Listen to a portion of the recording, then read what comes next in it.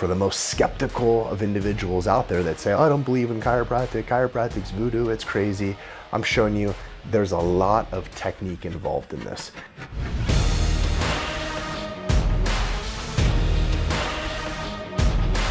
All right, what's going on everyone? Dr. Todd from Gonstead Spine and Wellness. I'm wearing the t-shirt. And on this video, I'm gonna go through a critique of Gonstead cervical spine adjusting. I wanna explain what we're doing as a Gonstead chiropractor to adjust the neck, the cervical spine, what we're trying to accomplish, what we're trying to avoid. And then I'm gonna take you through some clips that I have of adjusting a couple of patients. I'm gonna slow it down. I'm gonna talk it through step by step so that you, whether you are a patient or a chiropractor or someone just wanting to learn about chiropractic, this video will give you a lot of insight.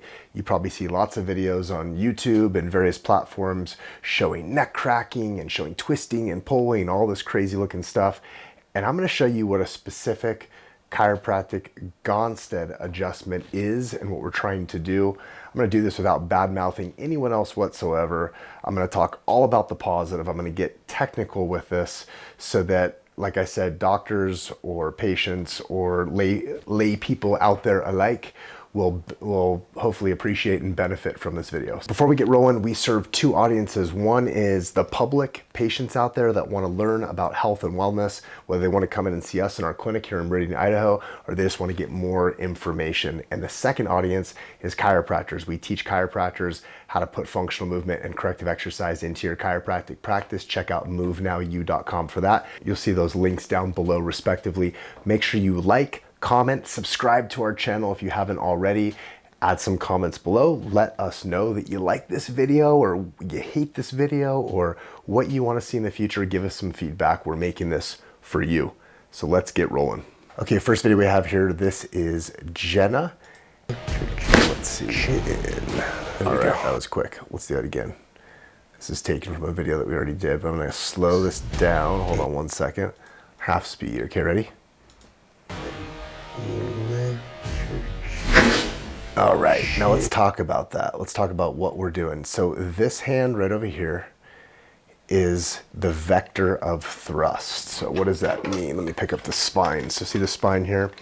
This is the cervical spine. You have 7 bones in the neck and the cervical spine. This is looking at it as if you're looking at someone from behind. Okay, you have these bony prominences called spinous processes. In the Gonstead work, we use the spinous process as a lever. That's the lever that we contact on the vertebra to adjust the vertebra, to change the alignment and the motion characteristics of the segment. What does that mean? Well, first off, what is it we're trying to fix? We're trying to correct this thing called a subluxation, which is when the vertebra misaligns ever so slightly. The most agreed upon definition of this is that there's fixation. It gets stuck, it doesn't move properly. And the adjustment aims to improve the movement of the joint, improve the alignment of the joint, and do so in the best vector possible, meaning the best biomechanical, most biomechanically correct plane of motion. So if a joint misaligns a certain direction, we want to push it back the other direction, and we want to do so without aggravating any structures around there. So in the Gonstead work, we don't do any sort of rotational adjusting, any twisting. So we don't put a patient face up and twist the neck side to side. We don't stand in front of the patient and hook our hand around and twist the neck to the side. We don't take the head and grab it and pull on it this way. We are identifying first off which segment needs to be adjusted. There's whole other videos on that. This one's talking about how once we've determined the segment in question, how do we deliver that specific Gonstead adjustment? And so what we do is we then contact a very specific point of the vertebra, and this is based on how it's misaligned. It's either what's called the spinous process, which is the bony prominence on the back, with the tip of our finger.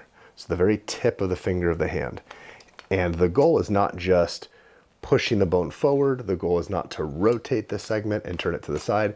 The goal is to get slightly underneath that spinous process, if that's the contact in question, and lift and set the bone forward. So we are slightly bringing it up and forward, and then depending on if that segment is slightly rotated to the right or the left, or if that vertebra is what is called wedged, meaning it's bent one way or the other, so laterally flexed one way or the other, essentially is corrected by the side that we contact on. Meaning if it is wedged open on the left side, we'll be using the left contact hand, and the vector of thrust is ever so slightly from left to right. Pretty much like if this is my neck, if I'm the patient and there's an invisible doctor behind me and they're contacting with the left hand on the spinous process, the vector of thrust, the position of thrust is through my opposite eyeball oftentimes. And we can get into what's called a listing, which is the specific nomenclature or the way that us chiropractors refer to or code how the segments misalign. So like a PLS means posterior left superior, or a PRILA means it's posterior right inferior, and we contact the lamina on the side of the open wedge on the left. All that stuff, I know that sounds like a different language for you. That's what we use internally to know how to adjust the segment and for us to communicate with other Gonstead chiropractors so they know what we did so they can duplicate or replicate the same style of adjustment to get the same type of result if that's something that was proving to be effective for the patient. So now in this video, just to show you again, in Jenna, let's go back to that. What I'm doing is there's a strap that is over her right shoulder under her left arm. Now, technically, this is something we should use every single time because it stabilizes the torso in the chair and it makes it that much easier to isolate that vertebra without pushing the whole body forward as you go through that adjustive thrust. Now, do I use that every time? No. But on a smaller patient, it's helpful to do so because there's less body mass that holds them in the chair. So having the strap there helps hold them back, and again, just makes that adjustment that much more specific, and it takes less thrust from the doctor. A big component of a good Gonstead adjustment is speed. So it has to be extremely quick. It's a very, very low depth or distance that we're thrusting. So we're not thrusting like, several inches. The best analogy is kind of like a Bruce Lee punch, where Bruce Lee can put a fist this far away from someone's body and then boom, explode. So that's our mindset. That's a lot of the training techniques that we go through to be very explosive in a adjustment. We start nice and relaxed and boom, and we're setting that vertebra very specifically, accurately, quickly, and we're timing when the patient is relaxed. So now there's a couple things. I'm gonna back this up and I'll explain, and then I'll just run through a couple of these without the detailed explanation. So what I'm doing is I'm feeling for the range of that joint. Here, I'll put it in slow motion again. Okay, and this hand over here, my hand is pressing against the side of her neck. So technically it's the side or lateral portion of the neck. And then my pinky and my ring finger is wrapping slightly around the back side of her neck, and I'm stabilizing her spine the best that I can. And technically what you want to do, in this case, I'm adjusting C7, which is the 7th vertebra. So if we have 1, 2, 3, 4, 5, 6, 7, I'm adjusting C7 compared to the foundation of T1, T2, T3, everything below that. So technically, my stabilizing hand wants to stabilize the side of the neck, but actually be able to stabilize below the segment in which I'm adjusting. So if I'm adjusting C7, well, the next vertebra below C7 is T1. I want to be stabilizing down to T1 the best that I can, so that as I'm adjusting this, I'm adjusting C7 as it pertains to the foundation, the segment that it sits on below, which is T1. Okay, I'm going through a lot of specifics here, but this is stuff that not only us chiropractors can understand, but people out there in the community that want to just learn about what we're doing. I'm breaking down the specifics. So for the most skeptical of individuals out there that say, oh, I don't believe in chiropractic, chiropractic's voodoo, it's crazy, I'm showing you there's a lot of technique involved in this. This is probably the closest to a sport such as golfing, if you had to compare it to a sport. Golf, you got a big club, you got a little ball, or maybe a small club, small ball, and you're hitting this thing. And if you're off 1 millimeter, 1 degree, the ball goes in a completely different direction. It's a similar mindset that we have when we're adjusting a vertebra in the spine, is that we want to be dead on perfect so that we can deliver the most accurate, specific adjustment possible. So I have a stabilization hand up here, holding here, and then this hand is the thrusting hand, and really the tip of my finger here on my left hand, the tip of my finger is contacting underneath that spinous process, slightly to the left side of it, but right underneath it. And the goal is to lift and set the bone forward. And if I do so successfully, her head should come up and forward like this and not like this. If it turns when I adjust her, that means I'm slightly spinning that vertebra. I'm rotating that vertebra, which is what we don't want to do. We're very meticulous in our own technique. And so I like to watch this on video because I can critique myself. So that looks pretty amazing in slow motion, doesn't it? So watch. She's adjusting. Boom. We lift and set that vertebra forward. And she said, I love that. That's amazing. Okay, watch. Let's check out another one. So that is the first one that we're going to go through. All right, let's check out. Okay, so that was the first one we're going to go through. Let's check out this one now, shall we?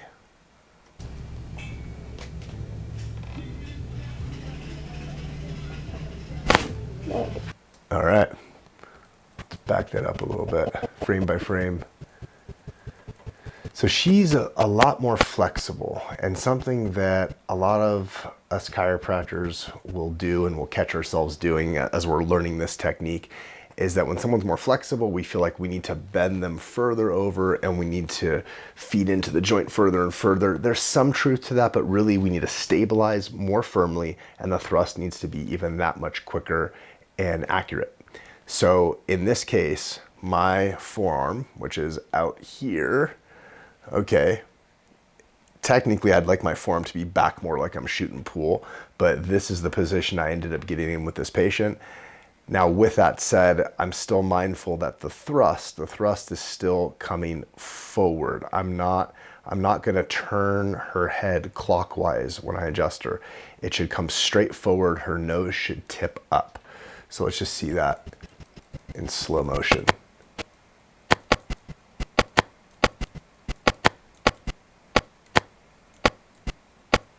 So the hand does this. Watch, I'm going to show you. You can kind of see this with the hand. The hand does this. It does this. Okay, it radially deviates. This is your radius. This deviation is radial deviation. You're throwing it like this. You're supinating, so you're turning the hand open and radially deviating. And that's where a lot of that power comes from, or the speed comes from.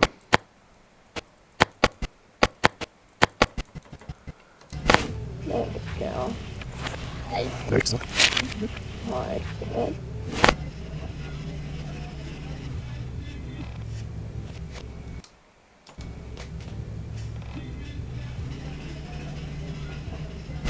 There we go. All right, enough of that. On to the next one. Okay, next one here. You to the side. So, Try not to help me. Same thing. All of these patients had a wedge on the left side. We're setting this from the left hand. Good. Let it go. Good. Chin up a little. Okay, so I have her lift her chin up. Giving that command allows her to relax a little bit more, and then I'm getting right underneath that vertebra and boom, setting it straight forward. So notice her chin comes up. Let's watch that.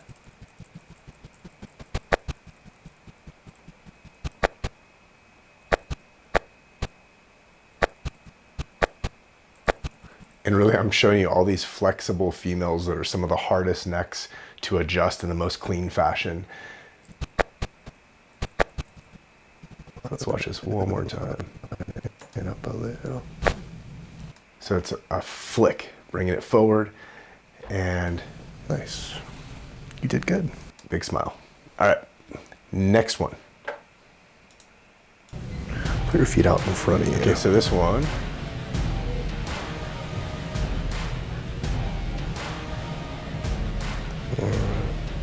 Lift your chin.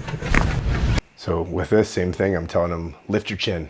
And as they lift their chin a little bit, it opens that vertebra up, also takes their mind off of contracting, anticipating, and then very quick, explosive.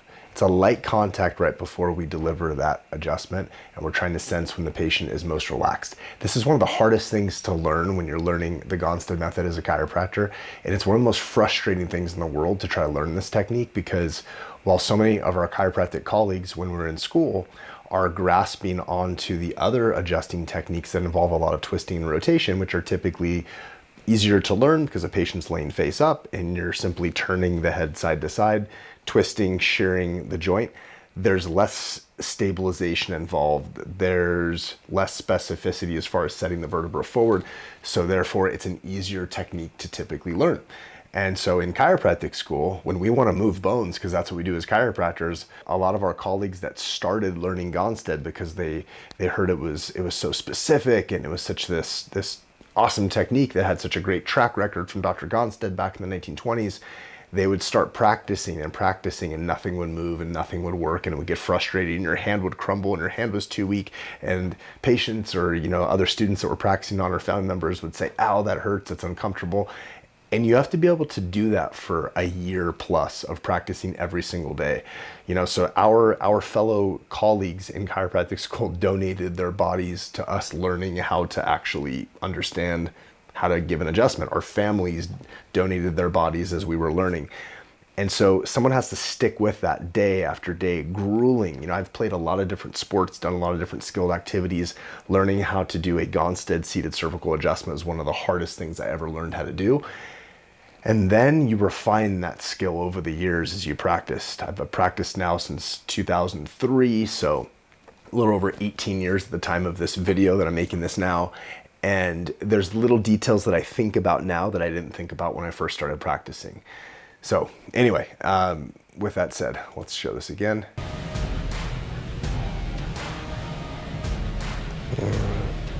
Lift your chin. So it's coming up. Is the idea up.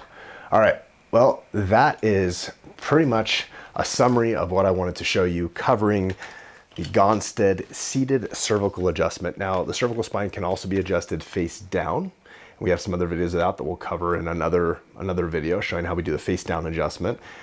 Still, same thing, we're setting the vertebra from back to front. That's the primary direction of correction when we are adjusting a cervical vertebra. Really any vertebra, but especially cervical spine, we're lifting and setting that vertebra forward.